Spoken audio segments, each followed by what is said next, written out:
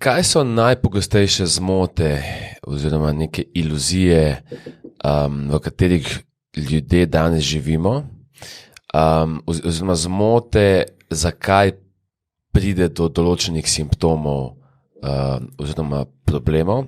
Recimo en primer, ki sem ga zdaj že večkrat videl, da je kdo prepričan v to, da ga boli ne vem, hrbet ali pa ramena, zaradi polštra, zaradi jogija, in potem skozi vašo metodo sčasoma ugotovi, da polšter ali posla nimata nič veze, ampak da ga to boli. Zelo malo veze. Ja, ali pa zelo malo veze, ja, da v bistvu je razlog njegovih bolečin drugje. Kaj so še ta neke take pogoste zmote, ki jih vidite? Najpogostejša zmota je, da smo gospodarji časa in da lahko s časom nekaznovano manipuliramo.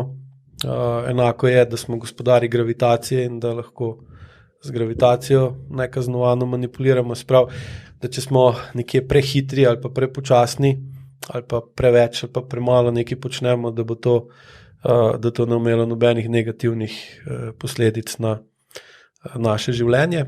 Težava, ki se tukaj pojavlja, je, da občutek za gravitacijo in za čas dobivamo iz telesa.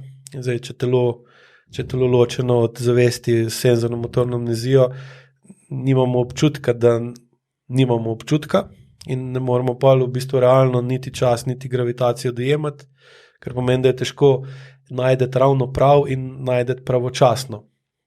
Sploh, ker je pač današnje življenje definira in hitrost današnjega življenja določa digitalna tehnologija, ki pač lahko pospešujemo do neskončnosti.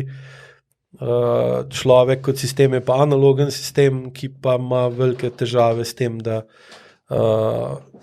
če nima dovolj časa oziroma če preveč dogodkov v določenem času, zgubi občutek za telo, ker ga telo opozarja, da je dogodkov preveč, okolje mu pa omogoča, da lahko več kot dogodkov je sposoben sprocesirati v enakem času, bolj bo uspešen.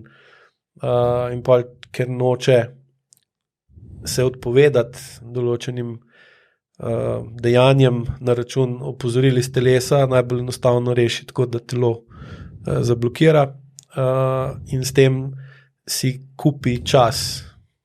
Sam cena, ki pa začne plačevati, pa ta, da čas na njega vedno bolj kaznovalno deluje in zaradi tega vedno bolj trpi in na koncu mu zmanjka časa. Oziroma še bolj pogosto je, da postane pacient, ki mora ogromno čakati. Pravi, mora dati ogromno časa za to, da čaka, in to so večinoma ljudje, ki prej niso imeli časa čakati in se jim je skozi mudilo čim hitreje narediti čim več. Se pravi, glavni problem je to.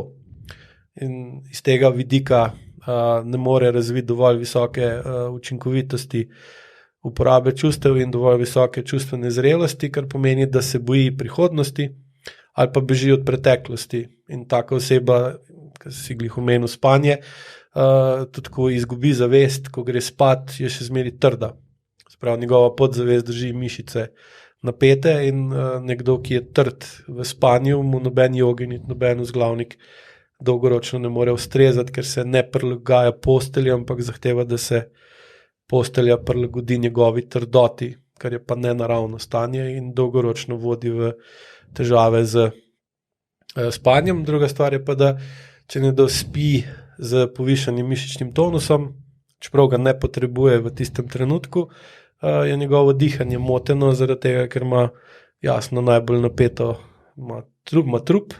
In zdaj visoka povišana napetost mišic v trupu onemogoča učinkovito izmenjavo plinov skozi dihanje, kar pa pol vodi v težave z dihanjem v spanju, od spalne apneje, ki je za en bolezen, ki se povečuje se niti ni bolezen, stanje, ki se povečuje mislim, da najhitrejšim tempom v sodobnem svetu. Povemo, kaj je to za tiste, kaj ne vemo. Spalna apneja je, da vmes med dihanjem nehaš dihati. V bistvu zgubiš dihalni ritem, se ti za določen čas prekine zaradi tega, ker enostavno ne moreš vdihniti. Ker logično je tudi to, ne, da zdaj, če ne spoštuješ časa, ne spoštuješ gravitacije, oba na tebe delujeta kaznovalno in bolj ko delujeta na tebe kaznovalno, bolj si obremenjen, bolj ko si obremenjen, bolj si napet. Bolj ko si napet, višji imaš notranji tlak, višji ko imaš notranji tlak, težji vdihneš, ker za vdih rabiš notranji tlak med nižji od zunanjega, da pač gre plin, da gre zrak iz zunanjosti v notranjost in za taka oseba vsak ve, da ko recimo napet pred sestankom ali pa pred izpitom ali pa neki, da težje diha, težje diha, ima težavo z vdihom. In zdaj, če ste takšni, ko greste spat, pol je dihanje oteženo in pa se oseba trudi dihati. Normalno, ne glede na to, koliko ima dobro vzmetnico ali pa vzglavnik, se ne bo zbudila spočita in pripravljena na nov dan in pol pride kava, pa še marsikaj hujšega spet v ozir in pol je oseba globoko prepričana, da ne more brez teh, pač takšna je, da če ne spije 2 kav zjutraj, da pol cel dan čudno, ne gre se pa ukvarjati, zakaj je pa tako, ker je to nenaravno stanje. In pravi, ko recimo raziskujemo, zakaj je takšna in pol recimo z AEQ dihanjem ali pa z AEQ metodo oziroma kombinacijo obeh, včasih tudi z fascijo, osebi omogočaš, da v bistvu to podzavestno zakrčenost telesa zmanjša in s tem manj, ko je podzavestno zakrčeno, lažje diha, lažje ko diha, bolj spi, ker tudi eno od osnovnih predpogojev za kvaliteten spanec je, da imate nizek notranji pritisk, ko spite, kar je pa pri nekom, ki je sodoben poslovnež, skoraj nemogoče in tudi, če malo poznate lifestyle bogatejših ali pa bolj uspešnejših ljudi, imajo vsi relativno velike težave s spanjem oziroma spijo zelo malo. Sploh te, ki so najbolj izpostavljeni, ker ima tako visok notranji pritisk, ki ga hkrati tudi sili, da skozi nekaj novega razvija in rine naprej, da ko se mora pa umiriti, je pa tako kot prej, ko sem v kolesarju razlagal, da tudi on se zaveda, da počiva, njegov telo pa zaradi podzavestne napetosti še kar dela. Ali pa pri tenisačih recimo je običajno problem ta, da on more imeti recimo, če je desničar desno stran trupa bolj napeto kot levo, ko igra tenis, zaradi tega, da lahko zdrži udarc žogce v lopar ali pa da žogco pošle na nasprotno stran, ampak ko ga pa gledaš, ko zaključ z igro in ko odhaja s tenis igrišča domov, pa vidiš, da še kar je desna roka daljša od leve, da visi na desno, kar je pa takrat je pa to že nerealno. In tega se pa on ne zaveda, da je tako. In zdaj, ko je tako neki let, pride do težav ali na desni nogi, ali na levi rami, levo zapestje, ima recimo doskrat pol bolečino, čeprav igra z desnim, zato ker je po desni toliko stisnen, da je pol na levi toliko razstegnen. In ga pa leva boli, čeprav je problem na desni.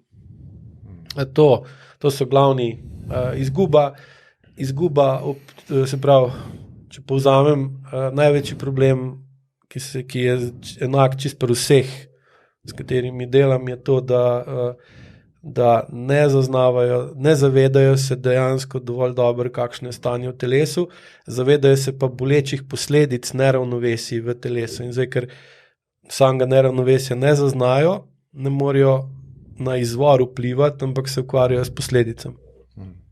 In tukaj so pa ljudje izjemno inovativni, sploh danes, ko imate toliko pristopov in načinov, ker je pa tudi na en način odgovorno, da toliko dolgo lahko čakajo, preden se zavejo resnosti problema, da je problem že zelo globok, ker na začetku to easy reši z enim lekadolom, na klofenu vzameš, pa je dober, pa prehraniš ogromen časa, čeprav če bi že takrat začel razmišljati, zakaj pa tako trpim, pa bi že takrat se lotil to reševati, če bi vedel, koliko bi bistveno lažje bilo to rešljivo, ko pride k tebi, ki je star 55, pa je že na pol razpadu. Ja, meni se zdi danes precej komično, ker jaz sem prišel k vam na terapijo, zato ko sem čutil Visok mišični tonus, a ne. Jaz še nisem bil v fizičnih bolečinah, ampak sem se zavedel, da visok mišični tonus po nepotrebi na dolgi rok lahko pelje v neke kronične bolečine, kronične probleme. In takrat sem jaz prišel v neki želji po čudežni masaži, ki me bo sprostila in to je to, na kar sem potem prvih nekaj obiskov pri Alešu se samo pogovarjal, sem rekel, ok, s tem pogovorom si nisem predstavljal, da bom midva rešila moj previsok mišični tonus, ampak ja, zdaj skozi razumevanje mi je tudi postalo jasno, kaj so bili vzroki, oziroma kaj so še vzroki za to. Postaja jasneje. Ja, to je ni boljše. še jasno. Ja, ja. To traja. Ker to je tvoje notranje stanje, ki ga pač imaš zaradi določenih razlogov. Pravi, osnovno dejstvo je, da obstaja, ker ga čutiš, ne razumeš, zakaj ga imaš. Pa je treba odkrivati, odkje je, ker dokler ti ne boš razumel tega, se ne boš upal odpravljati stvari na nivoju telesa in s tem ne boš mogel spremeniti podzavest kot tako. In dokler tega ne narediš, je pa vse v bistvu temelji na tem, ali verjameš ali ne, ali si dovolj odločen, da boš to rešil, ampak spet rešuješ problem brez vključitve telesa, kar pa dolgoročno pomeni, da ne spreminjaš podzavesti to, ko bi jo lahko, in se problem bo ciklično vračal nazaj, mogoče na drugačen način, ampak ne bistveno drugače.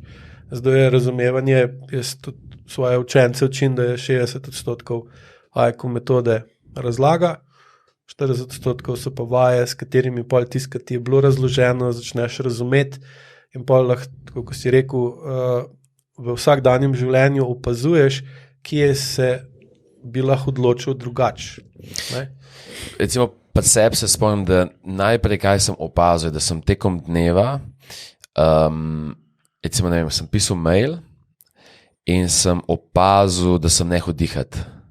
Recimo, to je bila prva stvar, da sem recimo za 5 sekund prekinil dihanje. Tako bi spalna apneja. Sem namen tega je bil, da zadržiš, da preprečaš povečanje notranje jeze. Ker zdaj, ko ti ustaviš dihanje, se nivo življenjske energije zmanjša in je pritisk te potlačene energije, ki imamo v trupu proti glavi, manjši. Ne? Pa tudi čeljust, ne? Se spomniš, kako je bila. Je bilo tako prav zategneno konkretno, da si preprečil zavedanje, koliko si jezen noter v telesu na stvari, ki so se že 100-krat zgodile in bili mim. Zato je ta problem podzavestno. Vzorc ga ponavljaš, čeprav v sedanjosti sploh več ni primeren. Kako operacijski sistem, recimo, če si predstavljaš, da imaš na ta telefon naložeš iOS star iz 2007. Kaj bi z njim počel? Vse telefon bi mogoče celo delal še nekak, sam preko šitne. Zdaj si pa predstavljaj, da imaš pa podzavest oblikovano v prvih 5-6 letih življenja in po njej živiš, ko nisi v zavestnem, ko nisi tukaj. Ker problem je ta ločenost za našo zavest, je to kompleksen sistem, da deluje že po kvantnem sistemu in gre lahko v prihodnost, lahko gre v preteklost, kamor hoče.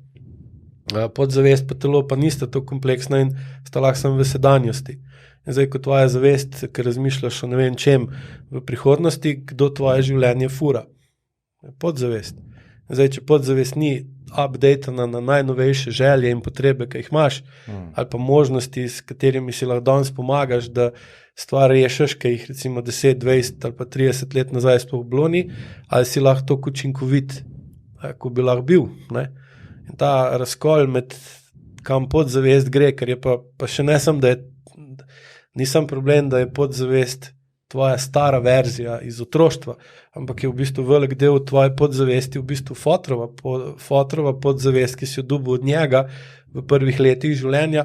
On je bil pa lahko po poklicu čist nekaj druga kot ti in ima v podzavesti čist druge vzorce kot ti nočeš biti njem podoben zaradi takih ali pa drugačnih razlogov, pa družba ti omogoča, da si danes v eni generaciji lahko čist drug, še 100 let nazaj bi rekel, kdo je tvoj foter, ta pa ta, to pa ti ne moreš delati, ker se ne pišeš prav.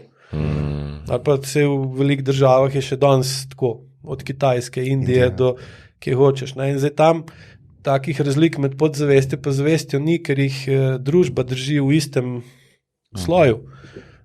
Večino recimo uspešnih podjetnikov, s katerimi jaz delam, so njihovi očetje bili čist nekaj druga, kot so oni. In njihove podzavesti, s katerimi oni danes živijo večino časa, imajo čist druge vzorce noter, ko pa bi jih njegov sedanji stil življenja. To je tisto, kar sem prej rekel, da nekdo lahko ful hiter zasluži, pa hiter tudi zgubi, ne? In obratno, to je vse ta preplet. Ne? In zdaj tvoja podzavest definira, kakšna dejanja izvajaš takrat, ko tvoje zavesti ni v sedanjosti, to je pa pogosto. In pa ti z zavestjo popravljaš, kaj si podzavestno zaribal, ker nisi bil tukaj in zdaj. Ne? Zdaj, če si pa spet preveč zavestno tukaj in zdaj, da skozi zavest, da skozi kontroliraš podzavest, pa težko živiš v današnjem sistemu, ker ni narejen za tako, ker moraš biti dosti odzivni, hiter, moraš razmišljati naprej. In recimo, ko delam z poslovneži, se večino časa ukvarjamo s tem, da definirajo, kateri njihovi podzavestni vzorci so jim destruktivni oziroma jih bremenijo, jih delajo slabše in jih pol skozi IQ spremenijo.